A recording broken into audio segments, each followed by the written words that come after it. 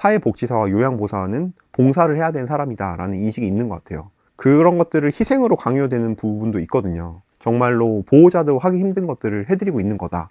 그럼 어떤 측면에서는 감사할 줄 알아야 된다고 생각해요.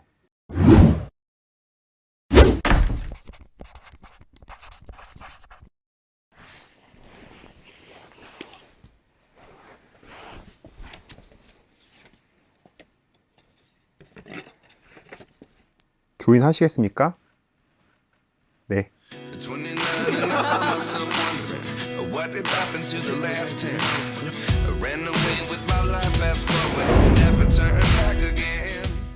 안녕하세요. 저는 사실 요양과 전혀 상관없는 IT 쪽 사업을 하다가 어쩌다가 요양 사업을 하게 된 직원한테 용돈 받는 김세성이라고 합니다. 저희 케어링은 노인 장기요양보험에 따라서 어르신들께 요양보호사들 집으로 보내드려서 집에서 케어받으실 수 있는 방문요양 서비스와, 그리고 이제 저희들이 어르신들 모시고 오셔서 그 공간에서 생활하시고 다시 돌아가시는 주간보호 서비스를 두 가지를 하고 있습니다. 방문요양 서비스는 전국에서 다 서비스를 제공하고 있고요. 주간보호도 지역마다 지금 현재 12개 센터를 운영하고 있습니다.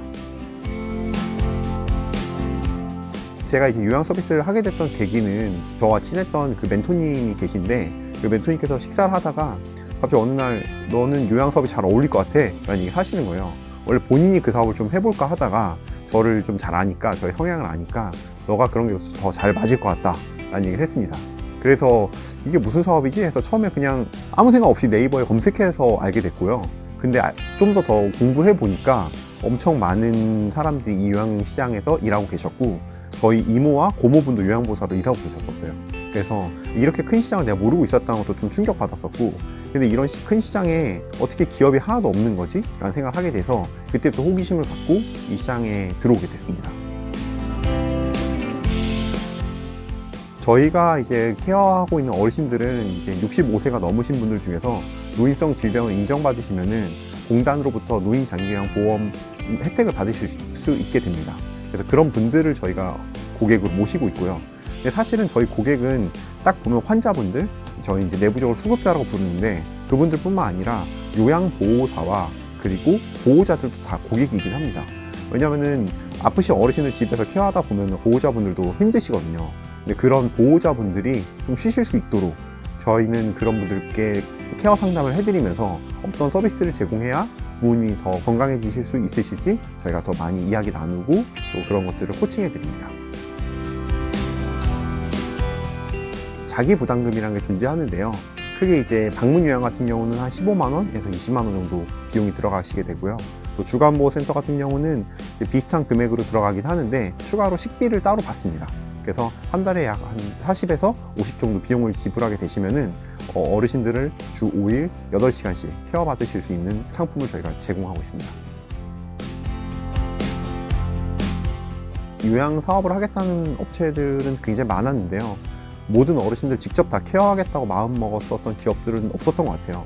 저희는 처음부터 뭐 프랜차이즈나 그런 서비스가 아니라 모든 어르신들을 저희가 본사에서 다 직접 케어하는 지경으로 그것을 고집했었고요. 그래야만 요양 서비스의 퀄리티도 높아질 수 있고 요양보호사님들께 교육이라던가 급여라던가 복지들을 더 잘 해드릴 수 있어서 처음부터 지경을 고집했습니다. 이런 것들을 전국 단위로 하겠다고 생각한 업체가 없었어가지고 저희가 빨리 성장할 수 있었던 것 같습니다. 제가 처음에 이제 요양 서비스 시작했을 때 가장 좀 재밌었던 것 중에 하나가 요양보호사님들도 저희가 다 직원으로 고용돼 있거든요. 이게 단순히 프리랜서도 아니시고요. 저희가 다 사대보험도 내드리고 또 이제 저희 직원으로 들어오시게 됩니다. 제가 처음에 시작할 때 100명 정도 계셨어요. 그래서 모아놓고 이 시장에 여러 가지 문제점들이 있는데 그 중에 하나로 요양보호사분들의 급여를 좀 담합하는 경우가 있다. 우린 그런 거에 참여하지 않고 급여를 계속 높여보겠다 라고 얘기하고 저희가 아마 요양보호사 급여를 1,000원 정도 높이겠다 발표를 했었습니다. 근데 그랬더니 되게 요양보호사님들이 저희 거의 할머니 뻘이시거든요. 근데 끝나고 나서 두 분이 5만 원씩을 저한테 주시는 거예요. 그래가지고 당황해서, 왜냐면 저희 직원이신데 갑자기 돈을 주시니까 저한테. 근데 옆에서 저희 다른 이제 원장님께서 받으라고 용돈 주시는 거라고 해서 얼떨결에 받으면서 막 감사하다는 얘기도 했었는데, 대표자가 직원한테 용돈 받는 되게 드문 케이스였던 것 같은데 그때가 제일 인상적이었던 것 같습니다. 저희는 처음부터 전국 단위로 수만 명의 어르신들을 케어하겠다는 목표를 삼아가지고 처음부터 IT 개발팀을 꾸려가지고 어르신들을 관리할 수 있는 솔루션들 개발에 되게 집중했습니다. 그런 것들을 집중해야 되는 이유는 그런 것에서 행정 업무를 줄여야만 사회복지사님들과 요양보호사님들이 더 요양 자체에 집중하실 수 있거든요. 행정 업무 서류에만 집중하시다 보면 결국 요양 서비스에 대한 퀄리티가 떨어져가지고 저희는 그런 시스템을 직접 다 내부에서 개발하고 있고 어르신들께 더 좋은 서비스 제공하려고 다양하게 서비스를 더 디벨롭해 나가고 있습니다.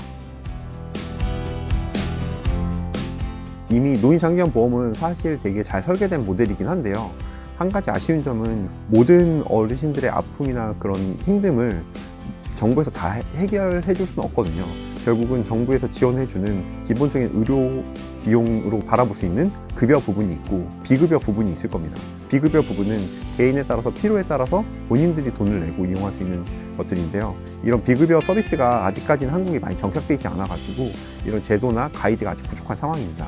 이런 것들이 좀 더 개선이 돼야 많은 기업들이 이제 더 비급여에 대한 것들도 더 개발하고 경쟁하고 그래서 더 좋은 서비스 경쟁할 수 있거든요. 저희가 이게 지금까지는 누적으로 한 750억 정도 투자를 받았고요. 투자받은 금액은 거의 대부분 이제 요양 인프라 구축이라는 것에 들어가게 됩니다. 요양 인프라라고 하는 거는 통합재가 서비스라던가 이런 것들을 제공하기 위해서는 전국에 저희 케어링만의 방문 요양, 주간 보호, 복지용구, 방문 간호, 그리고 방문 목욕 서비스가 다 제공돼야 되거든요. 이런 것들을 위해서는 마치 도로를 깔듯이 혹은 수로관을 깔듯이 계속 촘촘하게 이런 인프라를 구축해야 됩니다. 그리고 요양보호사님들도 교육시키고 육성하는 일도 해야 돼서요. 그런 거에 되게 대부분의 많은 자금이 투여하게 되고요. 그 외로도 이제 어르신들을 위한 식품이라던가 주거 서비스라던가 이런 곳에서 저희가 꾸준히 투자할 예정입니다. 또 그 외적으로 이제 해외 인력들이 이제 많이 필요해질 텐데 그런 분들을 어떻게 모실 수 있을까에 대한 것도 같이 투자할 생각입니다. 올해는 이제 좀 더 본질적인 요양 서비스에 집중을 하려고 하고 있고요. 무엇보다 지금은 당장 이제 요양보호사 필요한 분들 대상으로 저희가 많은 집중을 했었는데 결국은 제가 이 요양 서비스를 하다 보니까 대한민국 국민들이 이거에 대한 기본적인 이해가 있어야 된다는 생각을 하게 됐습니다. 왜냐면 당장 어머니가 혹은 아버지가 아프시면은 되게 우왕좌왕 하시거든요. 미리 조금이라도 알고 계시면 훨씬 더 수월하게 할 수 있는데 예를 들어서 뭐 요양병원과 요양원을 구분하기 어렵고 뭐 요양보호사랑 간병인을 구분하기 어렵고 그러니까 그제서야 부모님이 아프고 나서야 조사하시기 시작하면은 되게 제대로 된 판단을 못 하시는 경우가 많다 보니까 저는 모든 대한민국 국민분들에게 요양 상담을 해드릴 수 있는 서비스로 좀 더 발전을 하려고 하고 있고요. 일본에서는 CCRC라고 해가지고 지속적으로 어르신들을 케어받을 수 있는 유료 노인홈이라는 개념이 있습니다. 그런 것들이 한국은 아주 많이 부족하거든요.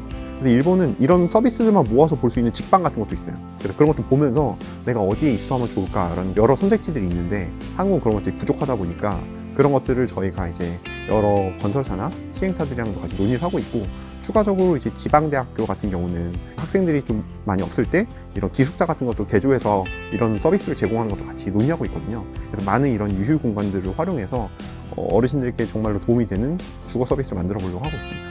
저희는 매년 2배 가까이 성장을 해왔었는데요. 저희가 작년으로는 한 600억 넘는 매출을 일으켰고 올해 같은 경우도 1000억이 넘는 것을 목표로 삼고 있습니다.